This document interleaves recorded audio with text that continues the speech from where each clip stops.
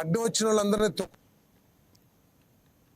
పల్నాడు జిల్లా మాచర్లో సుపరిపాలనలో తొలి అడుగు కార్యక్రమం జరిగింది. కూటమి శ్రేణులతో కలిసి మంత్రి BC Janardhan Reddy, Macherla MLA Jolakanti Brahmananda Reddy, TDP అధ్యక్షులు కొమ్మాలపాటి శ్రీధర్ ఇంటింటి కార్యక్రమం నిర్వహించారు.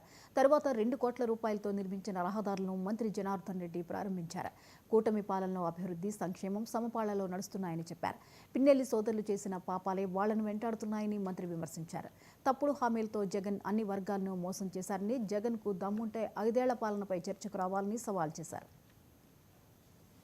ఈ రాష్ట్రంలో ప్రజలు కూటమి ప్రభుత్వంలో అద్భుతంగా ఉన్నారు, సంతోషంగా, ప్రశాంతమైన వాతావరణం, శాంతి భద్రతలు బాగున్నాయి.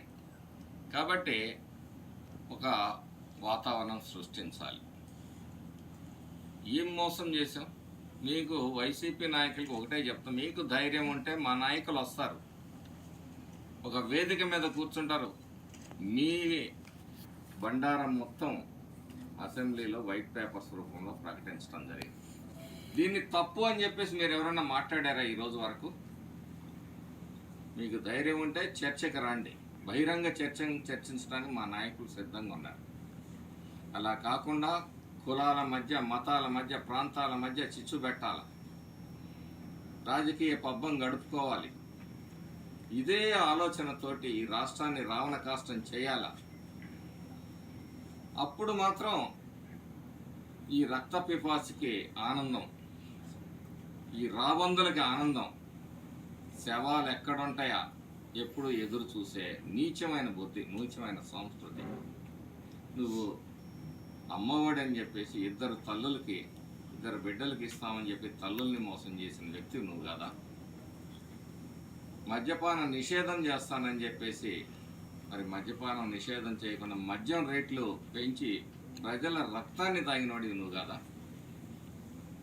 మీ యువజన శ్రామిక రైతు పార్టీలో ఏ వర్గానికి నువ్వు న్యాయం చేసావు? ఒక్క వర్గానికి నేను న్యాయం చేశానని చెప్పు. యువతని డిఎస్సి అన్నావు, జాబ్ క్యాలెండర్లు అన్నావు, ఉద్యోగాలు అన్నావు, మోసం చేశావు. ఈ రాష్ట్రంలోకి ఒక్క పరిశ్రమ రాకుండా అడ్డుకున్నావు. యువతకు ఉద్యోగ ఉపాధి అవకాశాలని దెబ్బతీశావు. సుఖ సంతోషాలతో ఈ రాష్ట్రంలో ప్రజలు కూటమి ప్రభుత్వంలో అద్భుతంగా ఉన్నారు, సంతోషంగా, ప్రశాంతమైన వాతావరణం, శాంతి భద్రతలు బాగున్నాయి.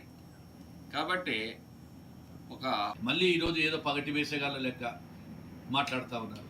మళ్ళీ జగన్మోహన్ రెడ్డి గారు నేను వస్తా అంటే 5 సంవత్సరాలు నువ్వు ప్యాలెస్లో కూర్చొని, 5 సంవత్సరాలు పరదాల దాపున బతికి, 5 సంవత్సరాలు నీ ప్రజలను పట్టించుకోకుండా, నాయకులను పట్టించుకోకుండా, ఈరోజు 1 సంవత్సరంలో కూడా తట్టుకోలేక ఫ్రస్ట్రేషన్లో నీ ఇష్టం వచ్చినట్టు మాట్లాడుతూ ఉన్నారు. మీకు మాట్లాడే అర్హత లేదు. మీరు ప్రజలు బుద్ధి చెప్పారు, మాకు ఇంకా 4 సంవత్సరాలు ఉంది.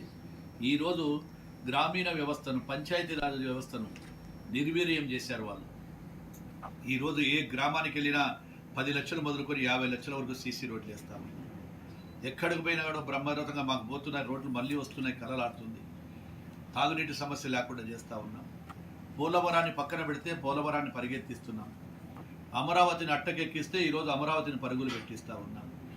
నాడు పరిశ్రమలన్నీ కూడా పారిపోయినాయి. ఈరోజు పరిశ్రమలు, పెట్టుబడిదారులు పరిగెత్తుకొని వస్తూ ఉన్నారు.